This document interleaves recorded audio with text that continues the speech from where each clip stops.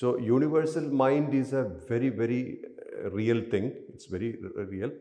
And this mind is constantly active, but at the same time unaffected. Our mind is affected. That's the difference. Why is our mind affected? Because it's linked to a personality.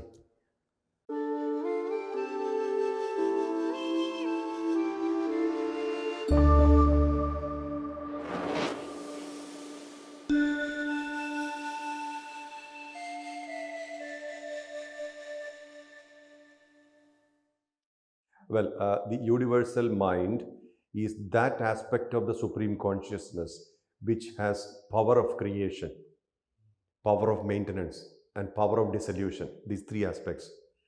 So we are always in touch with that. Our minimal mind as a personality is a child of that mind.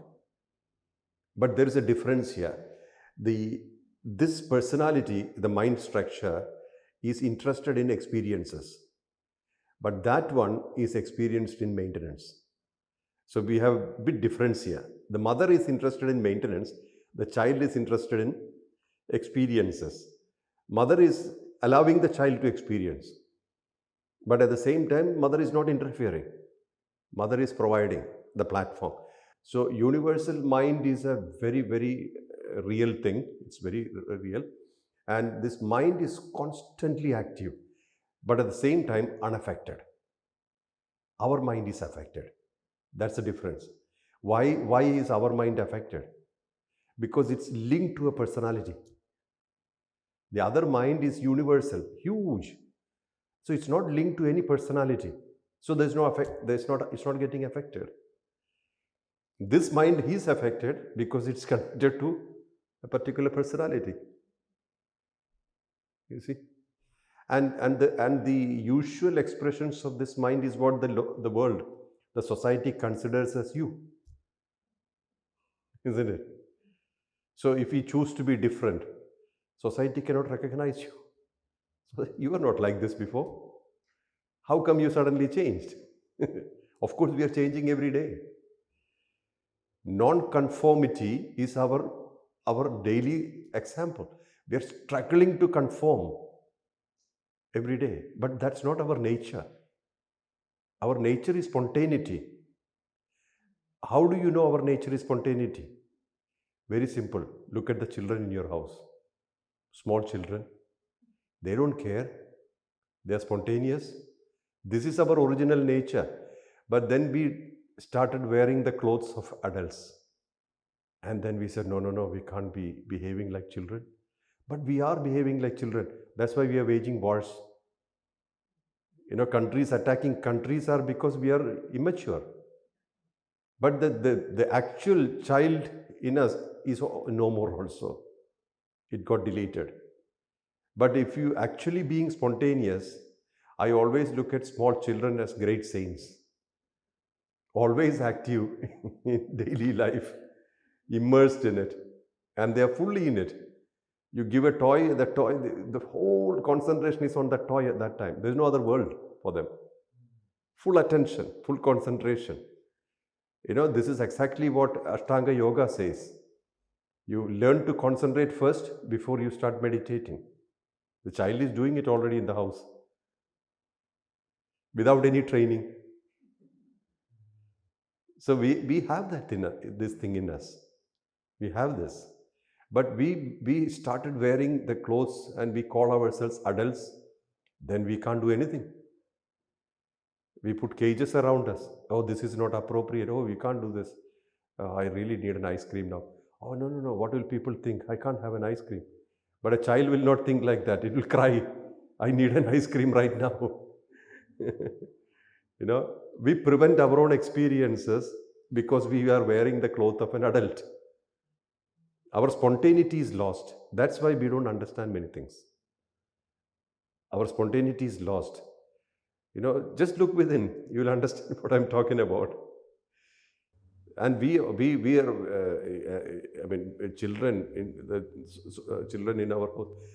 We try to make them adults as fast as possible by training them, guiding them, and we are in a hurry to give them cages. traps, cages, and they take it because they have no choice. But I believe that we need no teaching. We know everything. The exploration is not happening. Otherwise, nobody is inferior, nobody is superior. See, self realization itself is a realization of something which is already in you.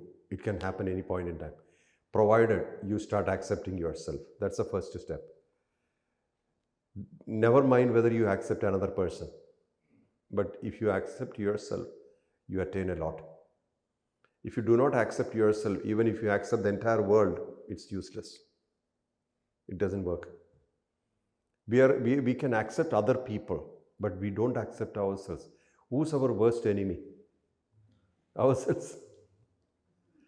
That's the thing. We criticize ourselves too much. We judge ourselves too much. That shouldn't be. Total acceptance. We are born and we are fine. People accept us or not, that's not our problem, right? People may like you, dislike you. That is in their mind. Something in their mind tells that don't like this person or like this person in their mind. Why should we buy it? We should accept.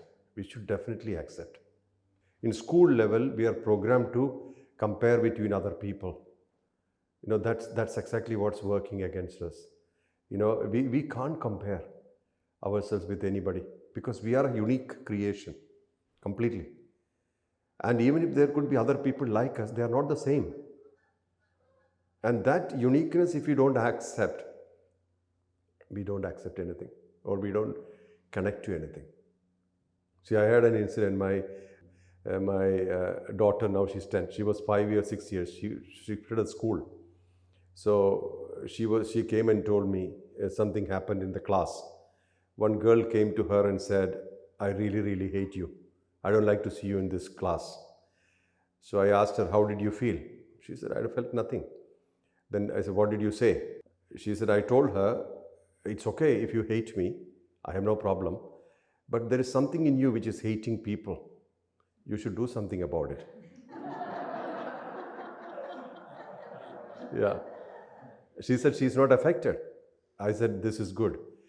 Whatever people do, we should not be affected. We should be always, I'm not saying be a doormat. That's not what I mean. But understand that you are a wonderful creation and you can't be any other person. You're already you. So this understanding is essential for you. Then only you can grow beyond your limitations. Otherwise, we will always be limited. Who's limiting us? Not anybody else. We, ourselves. We limit ourselves.